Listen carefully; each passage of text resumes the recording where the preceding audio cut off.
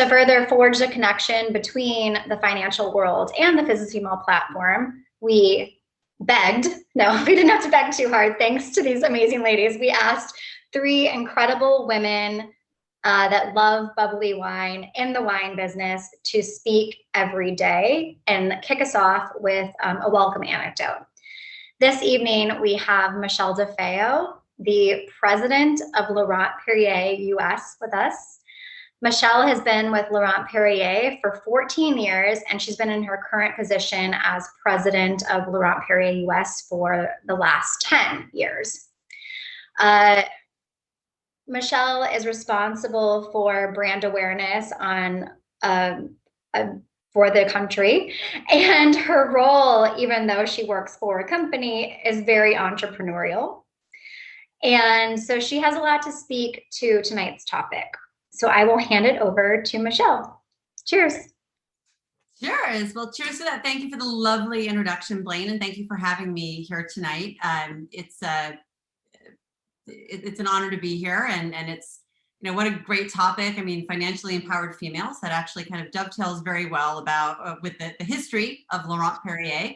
And as someone who literally about an hour and a half ago finished their financial plan for the coming fiscal year, cheers to me. I feel like it applies to me as well. So I'll just take a little sip there.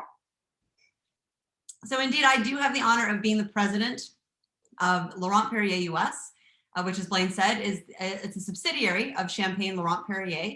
And we are tasked with importing, selling, and marketing this historic house's brand throughout the United States.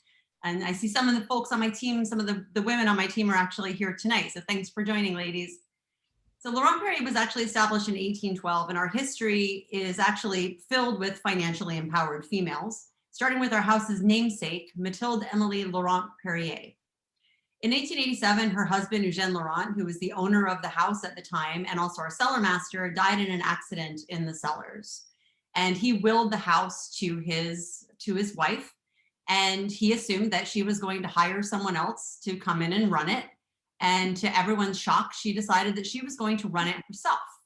So she took the reins, and the house really flourished under her leadership. She had some really cool leadership style and leadership habits too, including every day at 4 o'clock, she had someone bring her a half bottle of champagne for her little, I need my little champagne break. So, you know, with all those half bottles that you're looking at of LP, you know, just think that, you know, you're kind of the spirit animal of the widow Laurent Perrier, because she loved those half bottles as well. I kind of love her style. I try to emulate it. Although I admit that tonight I'm actually drinking from a full bottle because, like I said, I finished our budget for next year. But anyway, it doesn't mean I didn't have a half bottle at 4 o'clock though.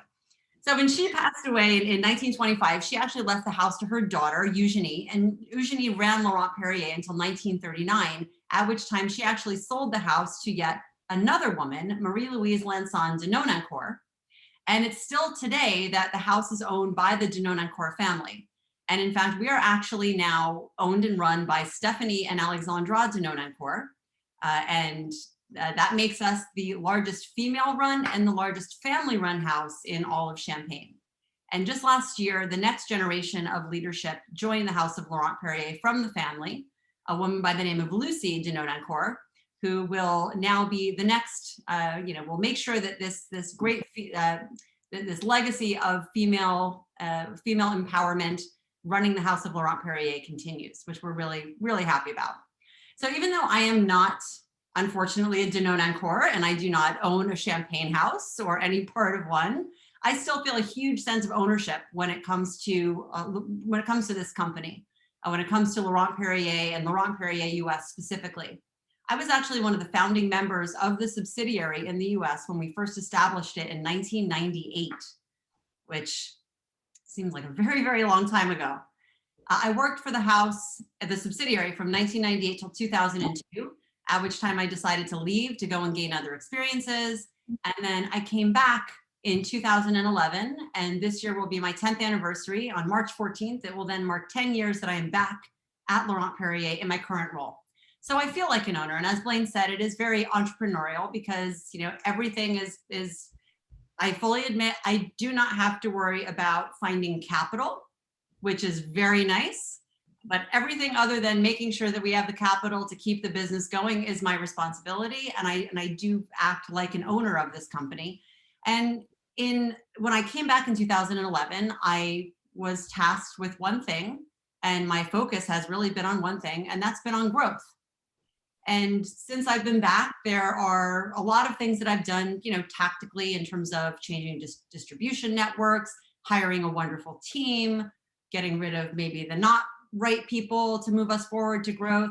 But I don't want to talk about kind of the details of that stuff tonight. What I thought I would talk about that's germane to the conversation that will be led by the financial experts, Dawn and Christina, tonight, is really just kind of some of the things that I've learned that are necessary for growth, more from a mindset perspective. And the first thing that really kind of comes to mind when I think about growth is the importance of admitting what you don't know.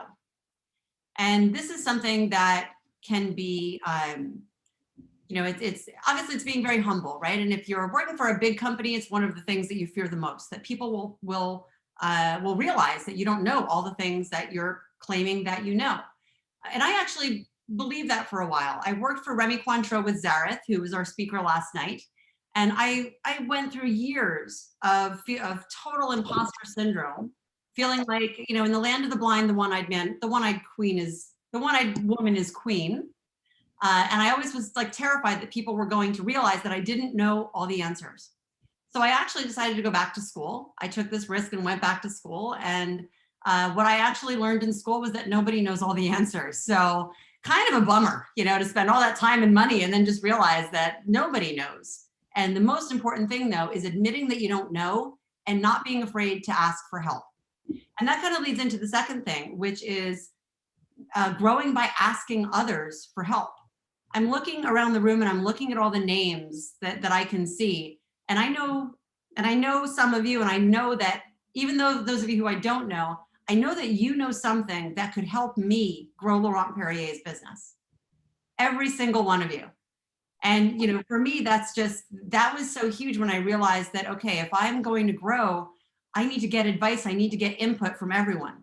I won't lie. When I tell people this is what I'm thinking and they tell me, yeah, I think you're right, that feels good, right? So even if just asking others for help and having them underline and agree with what you want to do is absolutely huge. But I ask everybody everywhere for help and for their input and for their ideas. So another thing that I learned that's important for not just growing, but growing the right way is the importance of saying no.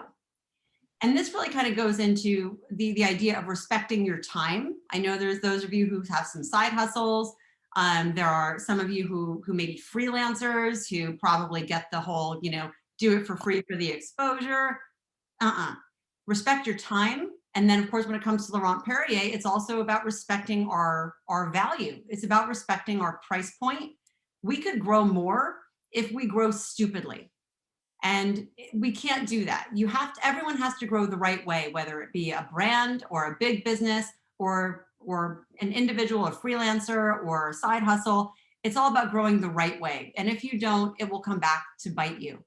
And I will use the champagne example of the #1 champagne by volume in the United States in terms of a non-vintage brut is also one of the most expensive compared to all of the others. I think when I normally look at, all the champagne brands in the US, there's over 500 of them. The least expensive brand, I'm actually going to roughly say that the least expensive 300 brands are brands you've never heard of. If it was about probably the 450 are brands you've never heard of. It's not about the price. It's about understanding your value, communicating that value, and getting the price the value that you deserve, whether it be from our brand or from your personal brand, for those of you many of you who own your own businesses.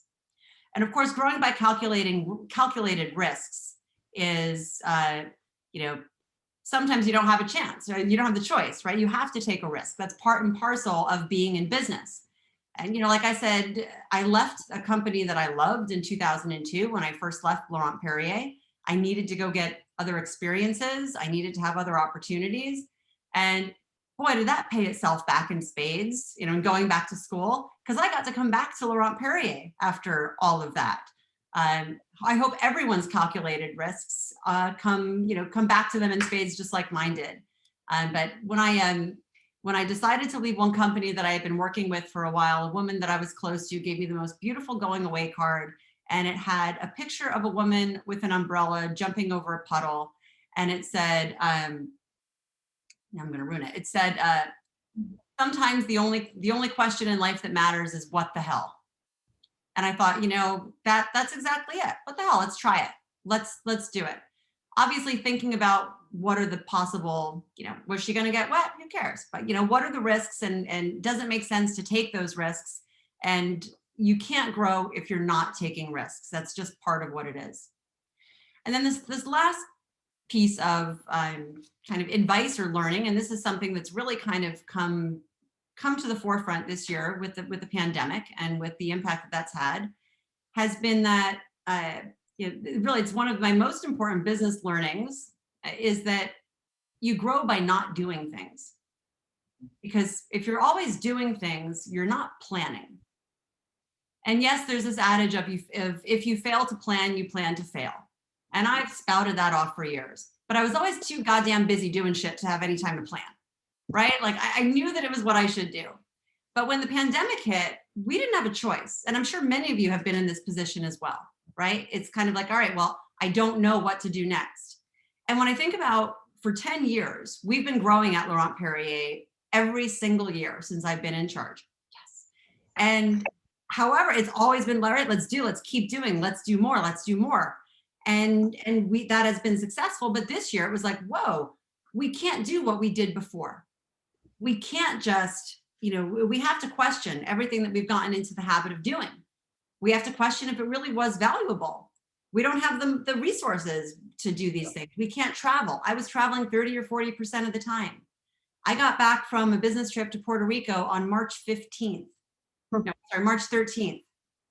That was it. I haven't moved from essentially this room in that amount of time. And okay, what does somebody who was always going out and talking about the brand and working with the wholesalers, what do I do from this little 90 square foot room, which qualifies as a large bedroom in New York City? And the answer was, I plan. And that has been an absolute blessing.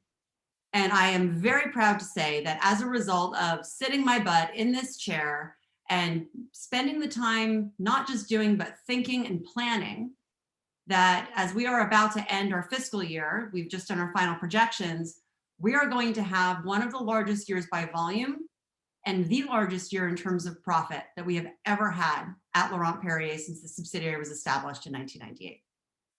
So yes, I'm saying that to toot my own horn and to give me an excuse for opening a full bottle of champagne, but what makes it germane to the conversation tonight is that what these women who are putting this seminar together, so Blaine and Christina and Dawn, are going to talk about planning tonight. It's going to be about actionable ideas. So of course the idea, or rather the word actionable is right in there, right? It's like, okay, we got to do. But I'm going to give you a little heads up, and I'm going to steal a little bit of their thunder. There's going to be a 156-page document that is coming your way when these seminars have concluded. And I have been able to preview it. And I looked at that document and I said, wow, this takes a lot of time. This is a planning document, and each of those pages takes thought.